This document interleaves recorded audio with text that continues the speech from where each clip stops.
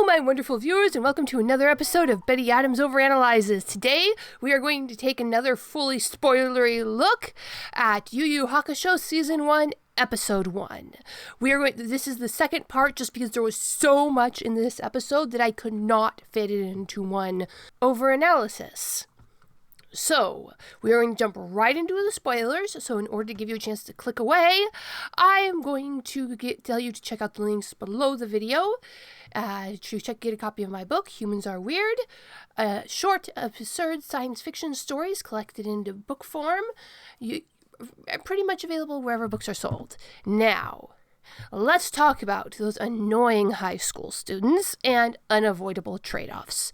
When making a live-action film, a director often has to make a hard choice, a series of hard choices. In a musical, they often have to choose between singers who can't act and actors who can't sing. We accept this. If either the singing or the acting is good enough, it makes up for the loss in the other direction.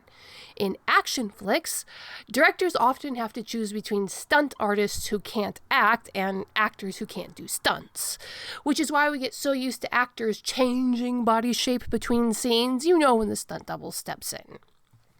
But you don't care because the acting and the action is good then. Whenever there is a cast of high schoolers, the director needs to choose between actors young enough to pass as high schoolers who don't have the experience to really act, or actors who can inhabit the role with skill and experience, but who will never pass for a high schooler again. It is very, very clear that this casting director decided to put their money on the experienced actors. Not one of the actors of the main cast of Yu Yu Hakusho look a day under 30 in body. But they do manage to capture the fumbling teenage energy, which is kind of odd because I actually looked this up on IMDb. Only one of them, the actor for Yusuke himself, is actually over 30. The rest range between 25 and 28 years old. But they look older than that. They look like 35-year-olds who have been make-upped up to look like high schoolers. And it is something the fans will notice. They're going to comment on it. But I truly believe that the trade-off in acting skill is worth it. These actors make you believe that they are high school students reacting to the harsh edges of the world for perhaps the first time in their lives. The acting is subtle, especially for Japanese cinema. Well, except for Kuwabara, but that is just a case of staying in character. Kuwabara is an overactor. They got the casting for the actors for Botan and Kuwabara, in fact, so right that I forgot about the horribly cheap hair as soon as I saw them act. Well, as soon as I saw Botan act. It took a bit of acting to take the edge off my disappointment in Kuwabara's hair to wear off. The other thing that kind of bothered me, not too much, and it is one of those things that you understand, was that there was another time cut, something that they cut from the initial 40 chapters to make it fit into one episode, was because of this high school setting. I was really sad that the multi-layered and complex relationships that Yusuke had with the teachers and the range of personality in the teachers were all folded into one vaguely tough but fair teacher who just happens to catch Yusuke at the wrong times. That wasn't a dynamic that I really appreciated in the manga and the anime, that some of the teachers were really unjust, and that might be why the school has such a poor reputation, but some of the teachers were honest and hardworking and really trying to do the best for these students. But again, that is one of those time cuts that makes sense to cut out that story arc to save time as the show gets compressed.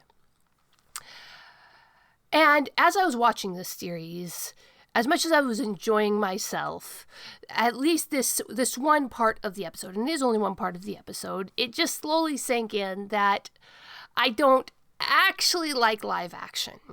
As in, I inherently don't like the medium. Too much detail, too stimulating. But this story was worth it. And the show does make it all worth it, especially when Kuwabara rocks up with his posse and challenges Yusuke to a throwdown. This scene is what I'm talking about when I say that this episode captures the spirit of Yu Yu Hakusho, that joy in combat. The music flares, the vibe of the entire scene changes.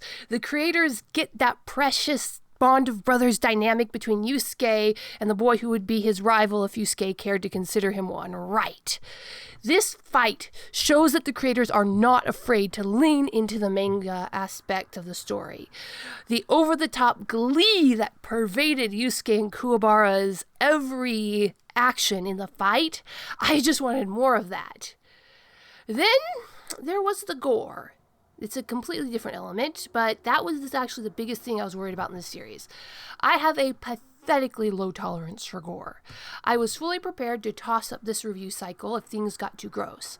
However, this show manages to maintain a good balance between showing the realistic consequences of what happens in this world and not reveling in the excessive and needless gruesomeness. This was created to be enjoyed both by adults who love the manga and children who want to watch it with their parents. And alas, for the most expected cut. We don't get to see the toddler version of Koenma.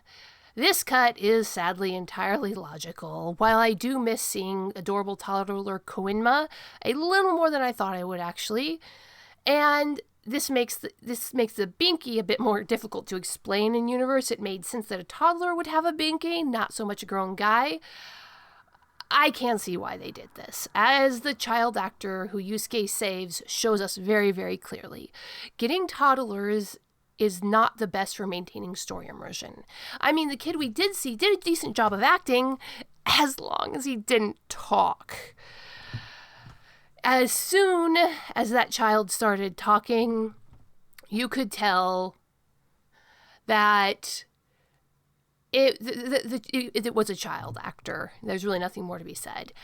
And the guy that the creators did get to play Koenma is an amazing actor. His emoting is subtle and on point, and I don't want to belabor the point, but everybody knows there is a difference between Japanese cinema acting and American cinema acting. And this primary difference here is that the Japanese actors preserved the overacting that came from the transition from stage play to television and movies. In the American cinema, the overacting was ironed out as very quickly after that transition happened. It was a matter of taste, but it's one of the main differences between Japanese and American cinema. But Koenma is a very subtle actor. He probably trained specifically for television and movies, but he is a very good actor. And again, I stopped watching the dubbed version and only watched the, sub versus dub, I get them mixed up. I stopped watching the English language version early on, so he may not be as good the voice acting may not be as good in the English language version, but the subtitled version, his voice acting was amazing. And then you have how the CGI is done for the underworld. I really enjoyed the simplified, almost cartoon version of the underworld that we see. Again, the art directors are showing that they know the limitations of the medium and are playing to them. The background fades off into a vague distance, so they don't have to worry about animating detailed things. They leave it to your imagination. Then we have, when we're dealing with the underworld, we have what I consider to be almost a plot hole. It might be foreshadowing, but it really does kind of look like a genuine plot hole, and one of the few technical things that I didn't like about this show. When we have Yusuke coming and going from the spirit world, you appear to see Yusuke travel from the spirit world to the human world. You don't see the transverse, but he's in the spirit world, then he's in the regular world. And it doesn't explain how he does that. To my understanding, Botan had to escort him back and forth, but that's not shown. This might be me misremembering something from the anime, but in manga, but I do seem to remember that to actually get from the human world to the spirit world, a ghost had to be escorted. But maybe that is foreshadowing. Yusuke is shown to have powers that even surprise Koenma and Botan, so it's either a foreshadowing or a plot hole. I don't know yet. I haven't even watched the second episode. All right, we get another bit a little later when something shows up with no explanation. However, in the second case, the characters react to it as something shocking, indicating that the second scene is deliberate foreshadowing. And no spoilers about what that is, but again, it ties back to the main characters, so we'll see. All right, now, then this show reminded me of something. I, like many old school Star Trek fans, have a traumatic phobia of earwigs and all other ear-entering mind control worms, thanks to the Wrath of Khan. I'd almost forgotten that till there's a scene in this episode that reminds me. But you'll discover exactly where that is on your own, my wonderful viewers. Then, after everything wraps up, we get our other two main characters introduced. Not even going to bother remembering the name of the ogre, but the introductions for Hiei and Kurama were interesting and just a bit worrying. The show creators really do seem to be toning down the morally gray behavior of the main characters, or in Hiei's case, outright morally black murderous behavior, and also the ruthlessness of the main characters. I don't know how I feel about that. The fact that these characters were rough and around the edges were part of their charm. But see, it's like this.